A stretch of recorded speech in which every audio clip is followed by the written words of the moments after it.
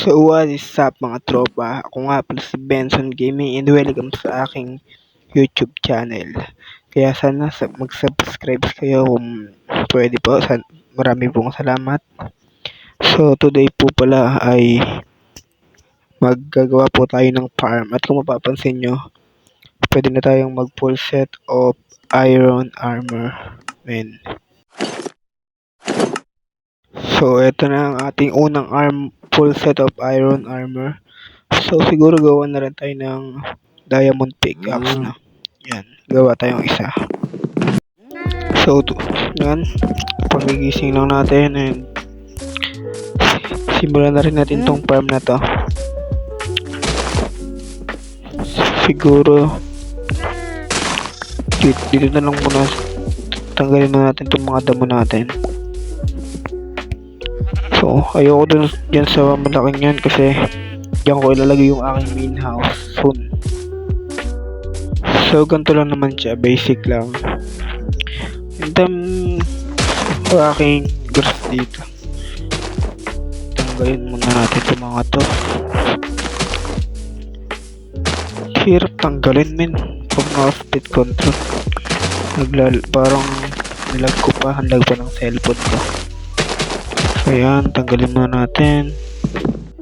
So ulitin ko, basic lang naman po itong ating gagawin na starter farm lang natin. So yung mga nakuha kong cobble deep slate ay ayun yung gagamitin natin material, kasi kung wood naman medyo boring na.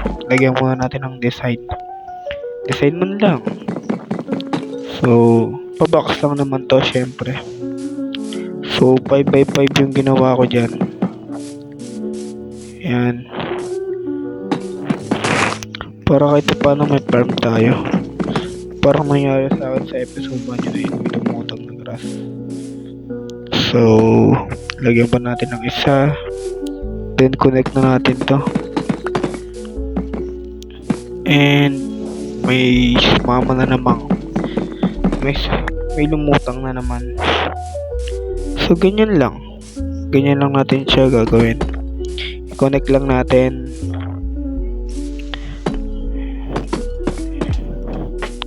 Yan,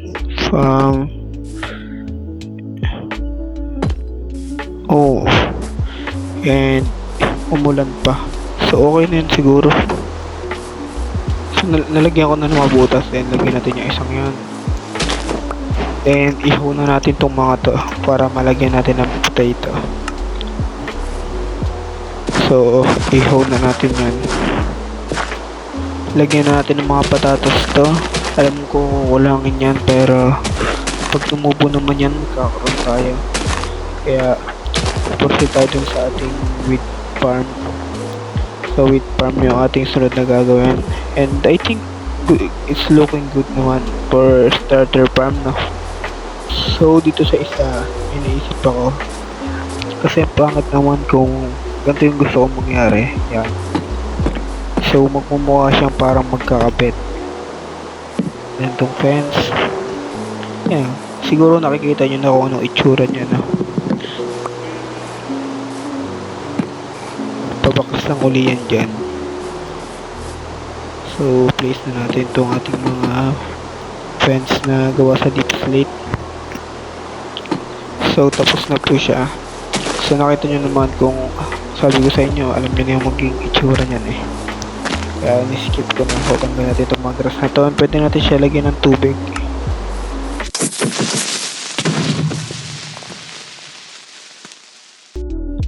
Kunin na natin itong ating mga inibak na potato dito. Ilipat natin ito para yan yung hindi ko kailangan kukunin ko. Sama ko na rin itong mga sugar cane. Siyempre gagawa rin tayo ng sugar cane. Kung walang sugar cane, walang libro. Kung walang libro, walang malakas na enchantment. Siyempre kinag-visit lang lahat sa books ay sa sugar cane. Kung may sugar cane tayo, trader, makagawa tayo ng book. Kung may book, makagawa ng bookshelf. Kung may bookshelf, makagawa na pwede tayo mag-enchant, diba? Naitanim ko na yung mga seedlets natin dyan. And ang ating sunod na gagawin ay sugarcane. So, ganun rin. So, iduduktok natin siya dito. Siguro dito na lang kasi dun pababa eh. Maliit lang naman to, men. Kasi kung sa baba, medyo maliit. Hindi ayanin. Kaya dito na lang rin ulit. Ano lang to, men? 3 by, ayan oh. Ganyan lang. Kasi ang sugarcane, maliit na space lang naman ang kailangan nun. So, i-connect na natin siya doon. Napahaba. So, ito mo. Pag kaya dyan ko nilagay kasi pag dinaretso natin, pababa naman siya. Kaya dyan na lang na, pansamantala dyan muna yung mga sugarcane natin kasi ang konti nang maitatanim nun eh. So, lagyan na natin mga tubig to. Nagawa ko na and patong na lang natin itong mga sugarcane na to. Yan. So, abutin pala kahit konti lang yung nailagay natin. Basta ang mahalaga meron tayong farm ng mga basic tulad ng wheat, potato, and to sugarcane. Ayun talaga yung para sa akin pinakamahalaga. Kasi yung wheat pang bread, yung potato, pwede rin pang ng villager. So, yun yung tsura niya. Basic lang pero pansamantagal talaga siya, men.